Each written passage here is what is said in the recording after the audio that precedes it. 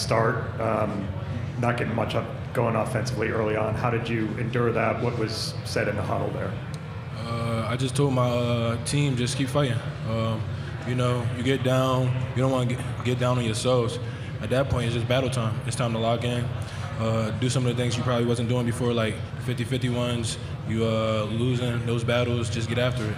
And my team had my back, and they just grinded with me, and they just, you know what I mean, stuck it out and had that toughness in them, and just battled. So. Julian, when Bell fouled out of the game about midway through the second half, did you feel like there was a shift in maybe trying to get you the ball more? Definitely. You know, I had a smaller guy on me. You know, Bell was such a force down low, and I feel like we took advantage of that well in the second half.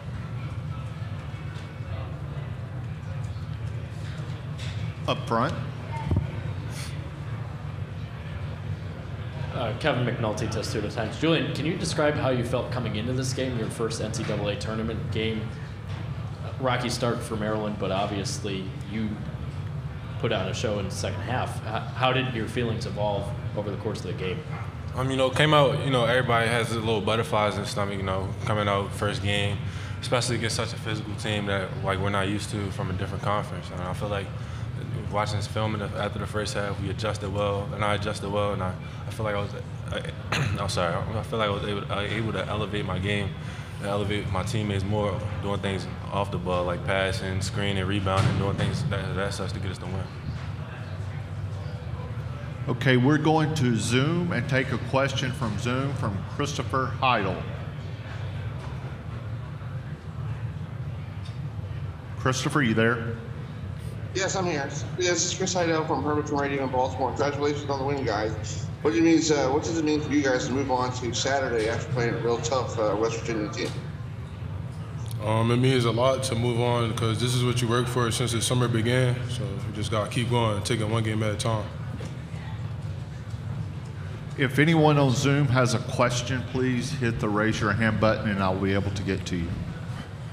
For Akeem, you guys have had plenty of slow starts this year where you've crawled back to take the lead and then just ran out of gas towards the end. To actually finish the job in the biggest game of the year, what does it say about this team's character and resilience? It says a lot about our character. I mean, it shows that we're just going to continue to fight no matter what the outcome can be. We're just going to continue to keep fighting.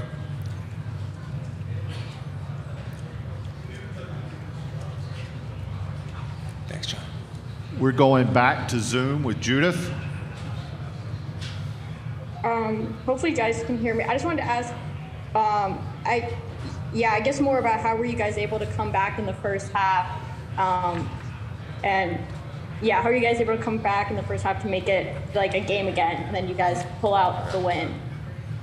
I feel like we came into the game knowing they were a physical team, but like started the game, we kind of underestimated their physicality. They were kind of able to push us off our plays and not get us running our offense, and we just playing at their pace. And I feel like as the game went on, coach made the adjustments and we were able to adjust and make the right plays and make the right decisions and get it back on defense and match their physicality overall.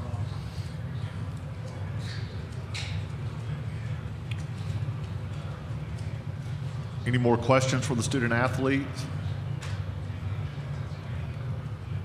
Okay, you guys are dismissed and your locker room is open. Thanks, Sean. All right, Coach, if you'll give us an opening statement, then we'll go directly to questions. We're going to go directly to questions. Up front. Kevin, what did you see from Jameer early on, and how much did his kind of turnovers contribute to you guys falling behind there? Yeah, I mean, I think it's one thing to practice against that defense for a couple days. It's another thing to all of a sudden see a Coach Huggins defense live. For anything, it was just getting him to kind of calm down, see it. We have total confidence in him, and I think once he kind of saw it and everybody saw it, it was like a boxing match. He got hit a couple times, and I think it just relaxed him. He was able to see it, and I thought he was pretty good the rest of the game. Right here in the front.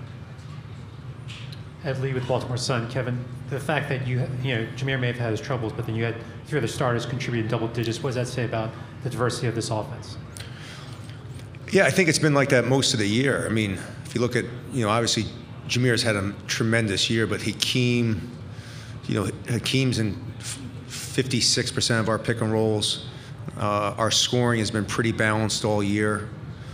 I think the way Juju's played over the last month and a half, ever since he recovered from his shoulder surgery, and I think it's a team that understands that if one guy's not playing well, okay, let's step up and give that guy some help. And I think that's, I thought Hakeem and I thought Don Carey, Don Carey's leadership in the huddles, especially early on, was huge. We're going back to Zoom with Christopher Heidel.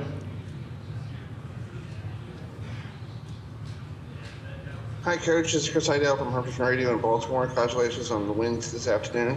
What's it like getting your first win with Maryland after the long, good year you had down there at College Park?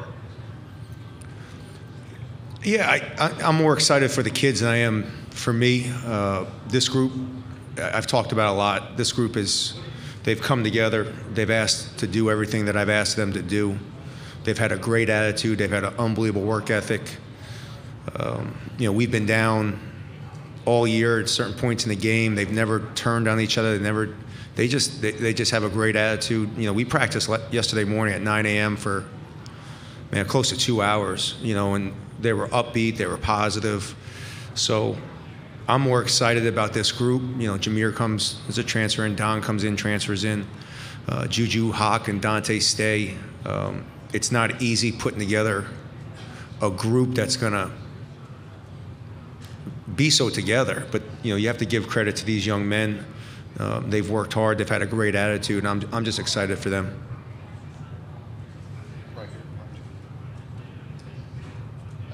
When you took over, can you kind of just recount the early conversations that you had with Dante, with Hakeem, and kind of those times of you putting it down and them having to kind of be re-recruited? Yeah, I think I think me being, so close down the road, I had played against Dante and Hawk. I had seen Juju play in AAU. I think the fact that they knew me and knew who I was, I think that really helped the cause because I had recruited Dante pretty hard. I was a huge fan of him in high school. I knew all his high school coaches, his AAU guys. I know, we played against Hawk, so I think the fact that they knew what I was going to do, I couldn't go in there and bullshit them. Oh, excuse my mouth. I couldn't go in there and BS them. I just told them what I was going to do. I wanted this year for them because it was an extremely difficult year last year for the kids. I wanted this year. I told them, I said, we're going to have a whole lot of fun. We're going to work hard, and we're going to win. And I think just the fact that, I was only 3 hours away. They knew, they knew who I was. I think that really helped. Up front, right here. Just in the second half, Kevin, what's the balance there with Jameer in terms of holding him out until 7 minutes left and, knowing he's the best option to get your offense going? Yeah, I have a lot of confidence in Jahari Long. There's a reason he's here. When he decided to transfer from Seton Hall, there was no hesitation for me. And I thought Jahari did a phenomenal job of just kind of, he's one of those guys that's not flashy, doesn't do anything. And again, I think the fact that I can move Hakeem over to the post, into the point guard spot, we've worked a lot on that this year. There's times that we've had to give Jameer times. So we really, we fought back into it. We cut it back down to 4, so I was a lot more confident trying to buy as much time as possible. I didn't want him sitting too long. That was why I put him back in when we did. I usually probably, if he had gotten his 4th foul a little bit later, I probably would have sat him a little bit more, but I didn't want to try to put him back in at the 5-minute mark, and he's been sitting for that long. So that was the reason I put him in when I did. We're going back to Zoom. You're a big Zoom guy, huh? Apparently. With Nikki. Head coach Julian down the stretch had 13 points in the second half. What did you see from him, especially after Bell fouled out? He had 7 points in a row, just kind of leading that a bit of a comeback in the second half in his first NCAA tournament game. Yeah, I mean, I think anyone that's watched us over the last month and a half, 2 months, understands how good Julian Reese is. We were struggling. They were doing a great job trapping pick and rolls. And I have a lot of confidence in throwing the ball down to Juju. And I told him, I said, big fella, I said, I need a bucket, go get me one. And he looked at me, he said, I'm gonna get you, coach. He's had to play Hunter twice, Zach twice, Crowell twice, Derek Walker. I mean, the bigs in our league are brutal. So although, the Big Ten just prepares you for big teams, and although this was a big team, I just thought Juju he'd just been through the battles. I just have so much confidence in him that I was just going to throw him the ball. Back up front. Coach, in one of the previous slow starts at home, you mentioned you told the guys a joke to kind of calm down a little bit. When you called the timeout down 11, almost 10 minutes in, what was the message to kind of loosen everyone up and get them going? I told him, I said, let's just not get down 20. The sideline reporter asked me, she's like, are you worried? I said, we're only down 9 and we have 4 points. That's a celebration on the road. So, we've gotten off the slow starts on the road, but when you look up and you have 6 turnovers and it's only 13-4, there's reason to be excited. I'm a guy that looks at everything in a positive way, so I just told the guys, I said, guys, it's 13-4, we have 6 turnovers, but if that's the best they can do, then I think we're in pretty good shape. Keidron Johnson, I think, scored 4 points in the latter half of the second half. Did you guys do anything differently defensively against him? No, that's a bad man right there. He's a tough matchup. I'm a big fan of his. No, we went zone. We try to take away the ISO. Hugs runs that little stagger and clears, and he brings off Stevenson, whichever one. You're such a good player like Stevenson. You're trying to jump out, and he clears the whole side. We just decided to stay in zone and just keep Juju down low to kind of close up those driving lanes. Right here, and then we'll finish with standing. Coach, your view of the last play, sort of a scramble. Did you get the defense you wanted, heart in your throat when the ball goes up? What's your thought? Yeah, if he made both, we still weren't going to foul with 4.2 seconds. You got to play it out. You just got to hope, And I thought, when he missed it, it's a lot. 4.7 is a lot of time.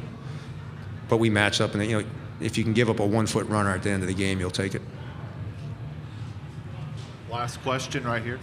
I asked you about the guys you inherited. I wonder, of all those guys, who presented the biggest contrast in personality that you kind of had to work through the process of, being that individual's coach? Probably Juju. Just because I saw in Juju what everybody sees right now. And Ju was a little bit more soft-spoken. He had a good work ethic. We just had to get him to have a great work ethic. And once he saw my personality, how intense I am from the individual instruction side, I think I said this in December. He had a huge game against Coppin State. I told everybody, I said, you haven't seen anything yet. Because as I saw his personality grow, as he became a little bit more outgoing, I knew his game would become, because he is just a fantastic young man, and he has an unbelievable work ethic. I just needed him to believe in it. And so it took me a little bit longer with Ju to kind of get him to understand. And once he understood it, man, he's a monster. Thanks, everybody. Thank you very much.